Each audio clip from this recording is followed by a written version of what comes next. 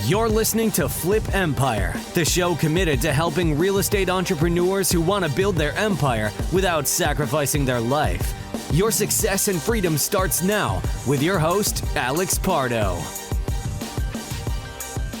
How's it going, my friend? If this is the first time you are joining me on the Flip Empire show, I want to be the first to welcome you. My name is Alex Pardo. I have been an active full-time real estate investor since 2005 when I first got started, primarily as a wholesaler. And for about the first 15, 16 years of my career, did all types of deals, but primarily focused on wholesaling and ended up transitioning into becoming a self-storage investor where last year wholesaled the storage facility and also closed on a 43,000 square foot facility in Mississippi. Also was just super grateful and fortunate to launch this particular podcast back in 2016, where we just celebrated our 6-year anniversary, consistently recording and releasing 2 episodes every single week. So hopefully you make this your go-to podcast for not just all things real estate, where I get to interview some of the brightest minds across the country and even outside the country in the real estate space. And in fact, you're about to hear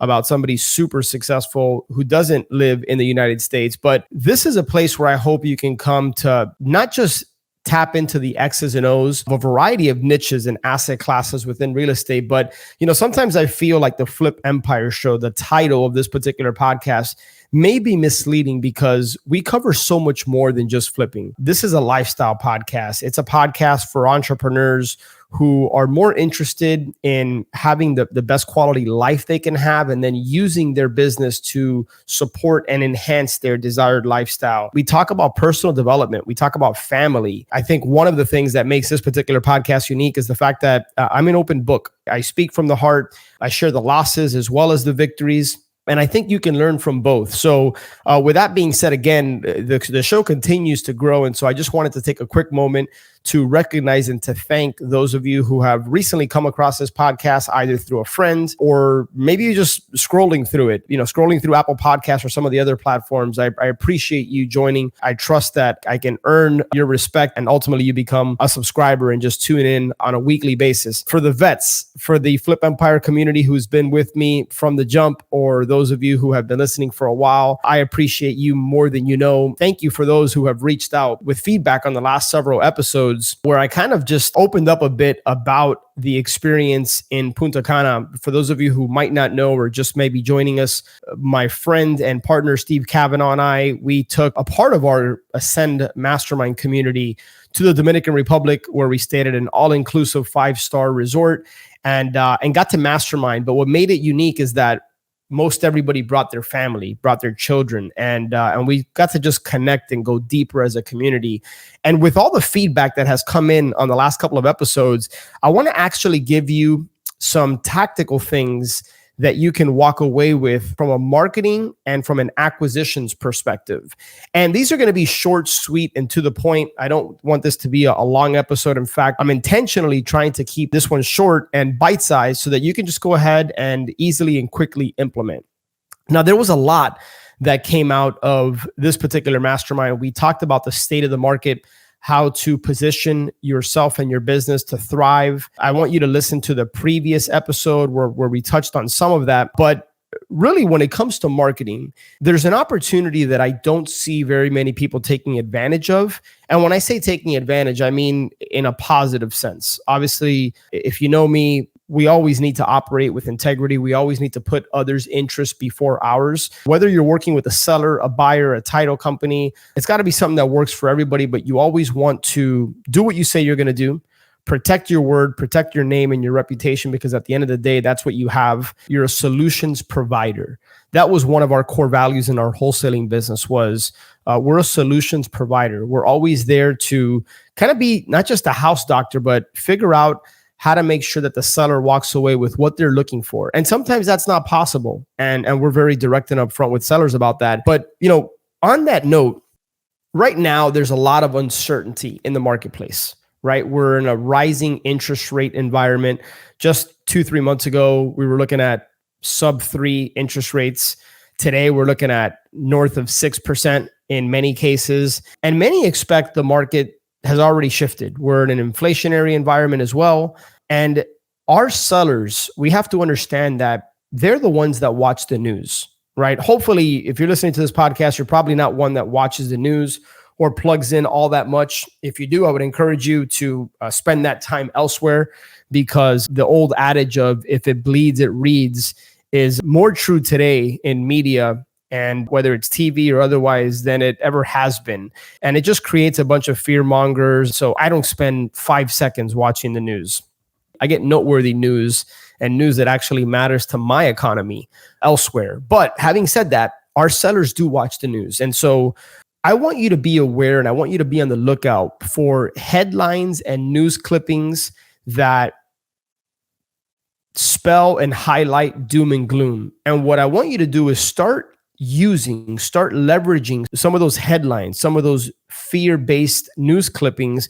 Use that in your marketing to sellers, right? Because for the last couple of years, we've been in a seller's market where prices have been rising rapidly. In some parts of Miami, it's just stupid what houses are selling for. I remember buying houses at 30, 40, 50 grand in certain areas of Miami just 4 or 5 years ago. And today you can add a zero, to those prices. I mean, it makes no sense in my mind anyways. And sellers have almost been puffing out their chest for a couple of years. Now, granted, you may be listening to this. Obviously, if you're a wholesaler, you know that you need to work with people that are, the term and the word motivated is thrown around, motivated sellers. We hear that everywhere. And motivation can come from a variety of places. It could be based on circumstance, like a death in the family, a job transfer. It could be financial in nature, right? Or it could be physical distress with the property itself. So distress comes in all shapes and sizes, and your job is to identify the pain point that a seller has and provide a solution, going back to what I started this particular episode with. But I think it's a golden opportunity to start using articles, blog posts, anything that has a negative headline about the real estate market, about the fact that interest rates continue to rise, about the fact that, inflation continues to increase, about the fact that there's political unrest, all that type of media, which in many cases, I think it's just complete garbage because of the agenda behind it, right? You can take something negative and turn it into a positive, and you can leverage that in your marketing to kind of buffer your point and to start planting seeds with the homeowners who have been puffing out their chests and who have been asking for crazy prices. Now's the time to start educating them about what's going on, at least in the eyes of the media, which is the media that they watch and listen to. So with that being said, I want to kind of share that with you, just a very simple marketing strategy that you can use in whether it's direct mail, whether it's SMS, if you're doing SMS, or really any kind of direct response marketing. If you actually have access to the newspaper, or if it's a blog post, print it out.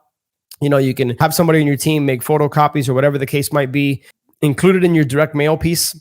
The link to some of these articles, include them in your autoresponders, include them in your mass broadcast to your sellers, and start to educate them about what's actually going on, at least in the eyes of the media. And then the second thing I wanted to share with you on this particular episode is one of our members who doesn't live in the country.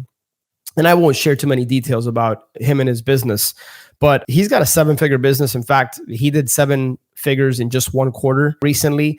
We were talking about the fact that he has his acquisition managers actually pick up the calls that come in from his pay-per-click marketing. And initially that was met with some feedback. One of the things that I had suggested, and then I quickly realized that he's in a different position than most, is generally speaking, I like to make sure that my top salespeople, acquisitions reps, are not getting burned out by constantly picking up calls from unmotivated, unqualified sellers. Generally speaking, most people are doing some combination of direct mail, cold calling, SMS marketing, and the incoming leads that oftentimes come in from those particular marketing channels are not always the highest quality. However, in his particular case, he's got an awesome business that is known. He's had his pay-per-click marketing up and running and dialed in for a number of years, I think probably going on 10 years. And the quality of his leads are very, very, very high. Most of the time when leads come in from his pay-per-click marketing, they're quality leads. And so it makes sense for him to have his acquisition managers taking those calls because they're high quality leads. What I ultimately want you to take away from this particular share is be careful to just hear something on a podcast, on a YouTube show, in a live event, and just use that strategy, because there may be things behind the scenes that just you don't know, or that you don't have access to, or might not be applicable to you and your business because of the market, because of the team, because of the experience, or any number of things. If you just hear, hey, acquisition managers are supposed to take all calls from incoming marketing channels, but you don't know that in his particular case, it's pay-per-click, they're high quality leads, well, you might burn out your sales team. So context matters, market matters, your team matters, experience matters, the different marketing channels you're using matters. So when it comes to asking questions about other people's KPIs, when it comes to trying to figure out what's working for people in their market, understand that it's very nuanced, and what's working for them may not work for you. So take things with a grain of salt. Like I said, generally speaking, I would not advise people to have their top salespeople just taking all the calls from their marketing channels. I think those are better reserved for a lead manager. In this particular case, with this particular person and his team, and the type of marketing he's doing, the footprint he has in his market, the marketing budget, I mean, there's so many factors at play. It totally makes sense for him to have his acquisitions people taking those calls. In fact, he's measured it, and his lead to appointment to close ratio is higher when the salespeople takes it versus like an office manager, for example. So context matters, and just know that because that works for him, it doesn't necessarily mean that's what you should do in your business. Mind your numbers, mind your matter, know what you have to do based on your market, your situation. You need to be in control of your numbers and what's going on in your market. It doesn't mean that you're not going to test, tweak, and continue to improve upon those numbers, but don't just take somebody else's numbers at face value and say, okay, well, that's what I should do. That's really what I want to leave you with on today's episode.